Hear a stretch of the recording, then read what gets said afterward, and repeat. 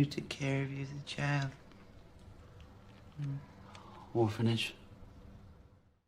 I understand why you didn't want to come. Henry Murray merupakan seorang psikolog asal Amerika yang mengembangkan teori kepribadian manusia berdasarkan pada kebutuhan individu dan hubungannya dengan lingkungan baik fisik maupun sosial. Pada tahun 1915, Murray mendapatkan gelar BA dalam bidang studi mayor sejarah di Grattan School and Harvard College.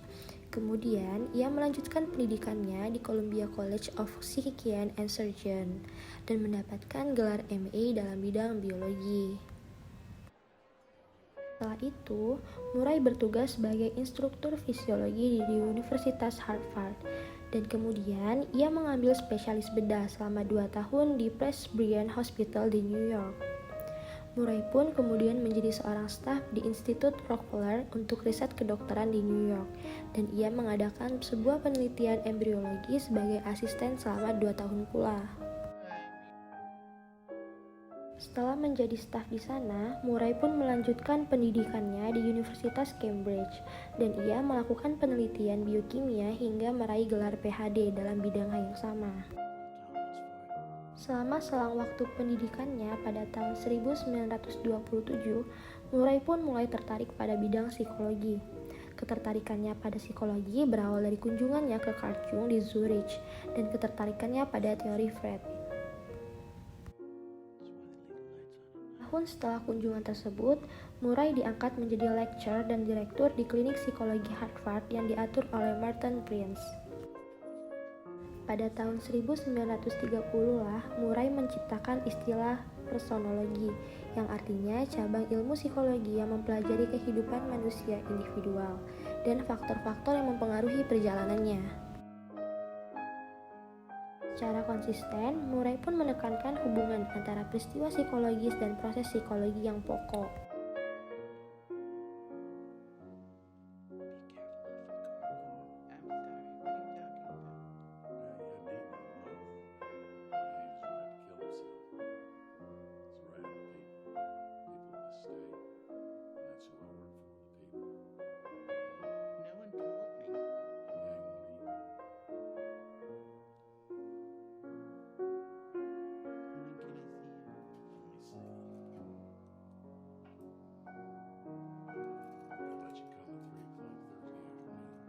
Berikut beberapa cuplikan dan penjelasan mengenai film Capult dan analisis film Capult yang berkaitan dengan teori Henry Murray, yaitu personologi.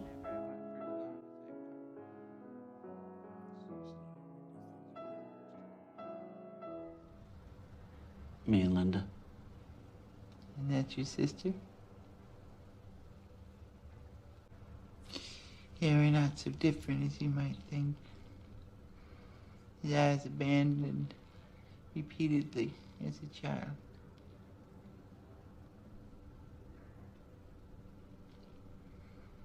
One day my mom had dragged me along to some new town so she could take up with another man she'd met.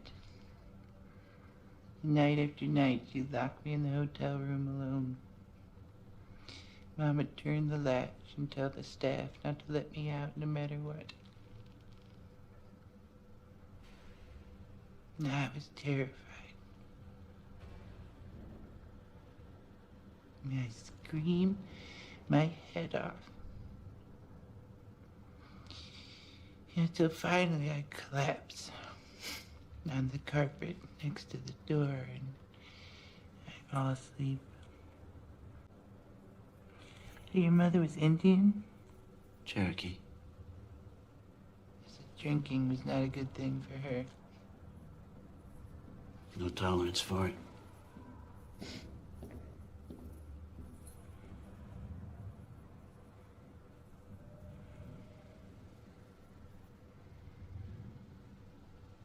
You're on the suicide watch. That's why they leave the lights on at night.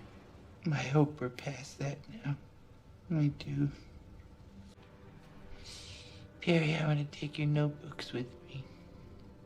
I want to read them.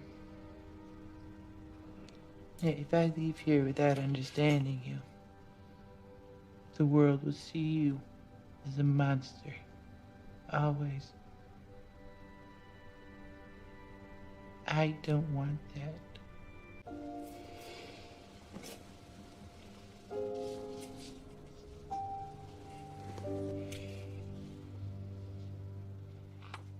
But he trusts me. And that's why he gave it to me. He's given me absolutely everything. But he wants so badly to be taken seriously. To be held in some esteem. We heard there was $10,000 in that house.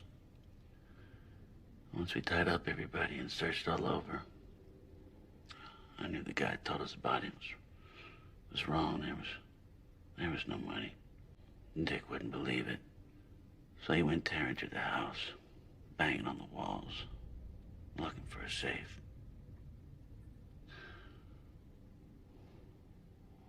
When he was done, he said he was going to go up to Nancy's room and have his way with her. I wouldn't allow it. I told him that. So I sat with her. Dick came up and got me. We turned off the lights and went down to the basement, to where Mr. Clutter and the boy was. He kept saying no witnesses, but I figured if I waited him out, he'd give up and we'd leave him tied up there. And we'd drive all night, they'd never find us. We tied Mr. Clutter's wrist to a pipe over his head. And he looked hurt, so I cut him down. I put a box out there so he'd be more comfortable. He asked how his wife and daughter was, and I said they were fine. You know, they were getting ready for sleep, and it wouldn't be long till morning when they'd find them. He was just looking at me, looking into my eyes, like he expects me to kill him. Like he expects me to be the kind of person who would kill him.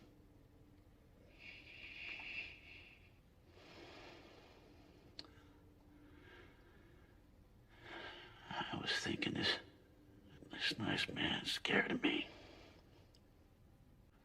I was so ashamed.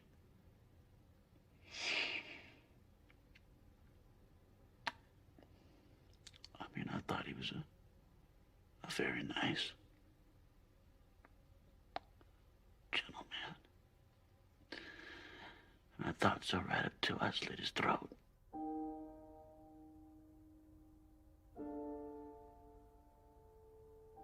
I didn't know what I did till I heard the sound.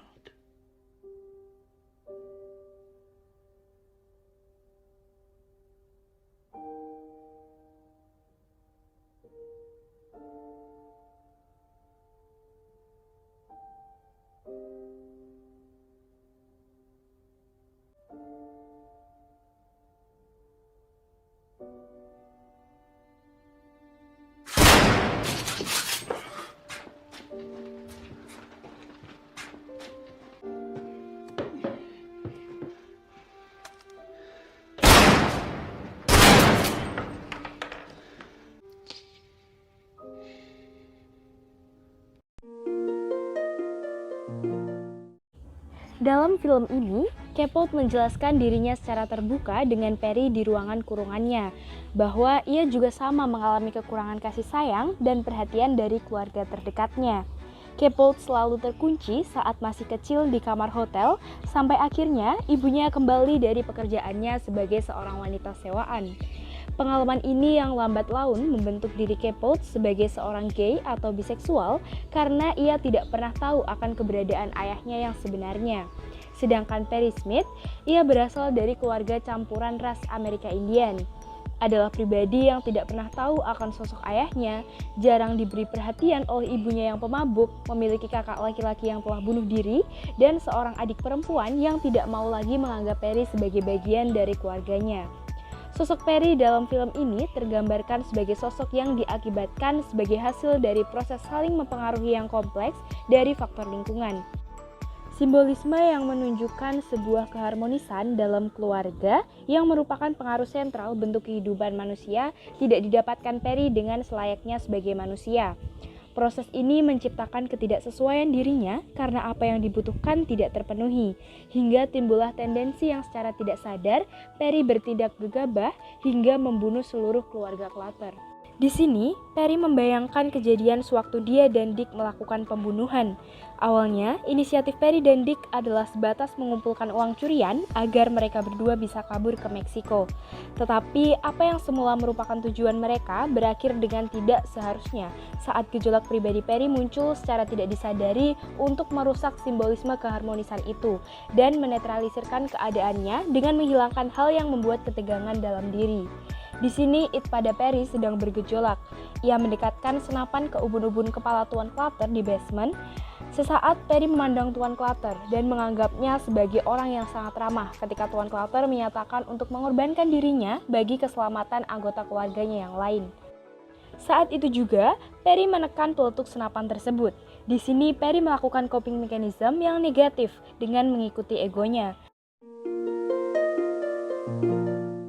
Setelah melihat cuplikan film dan mendengarkan penjelasannya, sekarang saatnya kita untuk menganalisis fenomena yang dialami tokoh dalam film tersebut, yaitu Perry Smith. Di sini kita akan menjelaskan fenomena tersebut dengan teori kepribadian Henry Murray. Berdasarkan teori Murray, perkembangan kepribadian disebabkan dari berbagai faktor yang saling memengaruhi, yakni childhood complexes, genetic factor and maturation, learning processes, socio-cultural factors, unconscious processes, dan socialization processes. Yang dialami Perry Smith tidak lain berasal dari hasil bagaimana lingkungan memproses kehidupan individu, sehingga dalam kehidupan manusia tertentu berperilaku sesuai dengan akibat dari faktor lingkungan yang juga mempengaruhi faktor keadaan internal individu. Perry belajar mengembangkan tingkah laku agresifnya dari proses belajar terhadap past experience yang dikoneksikan juga terhadap apa yang ia alami di masa sekarang, sehingga membuatnya merencanakan dan berekspektasi untuk menentukan hidupnya di pengalaman masa depan.